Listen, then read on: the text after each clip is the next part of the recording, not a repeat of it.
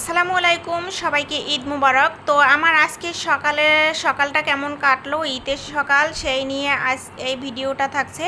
তো সকালবেলা উঠেই মা মেয়ে পুরা গ্রাম চত্বর ঘুরে আসছি। ডিমের সন্ধানে গেছিলাম, মাত্র দুটো ডিম পাইছি। এক বাড়িতে খোপ খুলে তারপরে ডিম দিয়ে দিয়েছে। তারপর বাসায় এসে এই যে বিছনা টিছনা সব গুছাই গেছে, ঝাড় মোছা দিয়ে আমি বসে গেছি সেলাই করতে। আর মেয়ে ওদিকে রান্না করছে। মেয়ে বলছে আজকে পোলাও রান্না করবে। ঠিক আছে, পোলাও আর ডিম ভুনা, সাথে আরও কি কি করবে সে করছে, আর আমি আমার মতো সেলাই করতে বসছি। তো সেলাইয়ের শেষ পর্যায়ে সেটুক জায়গায় সুতা শেষ হয়ে গেছে। তারপরে ওটা আমি অফ ক্যামেরায় আবার করে নিলাম। তারপরে আরও একটা প্লাজো ধরলাম। এই যে এটা প্লাজোর ফিতা হবে, ফিতাটা আমি সেলাই করছি। ওদিকে মেয়ে তো ডাকাডাকি করছে, খাবার রেডি হয়ে গেছে। তো আমি বললাম যে আসছি, ফিতাটা তারপরে ধরে আমি চলে গেলাম খাবার খেতে।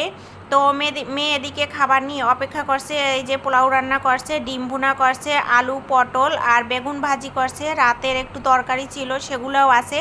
তো এখন এই দিয়ে সকালবেলা মা মেয়ে খেয়ে নেব। তারপরে খাওয়া শেষে মা মেয়ে একটু পান খেয়ে নিলাম।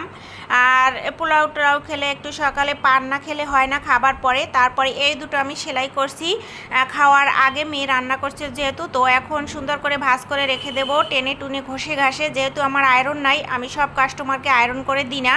যে কাস্টমারে আয়রন নেয় সে আয়রন তা বাজার থেকে করে এনে দিই আয়রন। আর ও দুটো আমি কালকেই সেলাই করে রাখছিলাম। তো এই কাজগুলো কালকে নেওয়ার কথা বলছে, এজন্য আজকে আমি কমপ্লিট করে রাখলাম। এই যে তারপরে খাবার দাবার খেয়ে কাজ গুছাই, তারপরে বসে গেলাম আবার কাটাকাটি করতে। এখানে একটা 3 পিস কাটবো, পারলে একটু সেলাই করব। এই প্লাজোটা সেলাই করা অলরেডি হয়ে গেছে। কাস্টমার যখন বলে আন্টি বা আপু ড্রেস দিয়ে যে প্লাজো তৈরি করবেন, তখন আমার মন চায় আমি নাচতে নাচতে একবারে দেওয়ানা হয়ে যাই। যে প্লাজোর মতো শান্তির কাজ, আরামের কাজ আর নাই। দর্জি আপু ভাই যারা আছে, তো এই একটা কাস্টমারে একটা 3 পিস দিয়ে গেছে, আর পরশুদিন একটা কাস্টমারে 3 পিস দিয়ে গেছে, সাথে আরও একটা এক্সট্রা প্লাজো দিয়ে গেছে।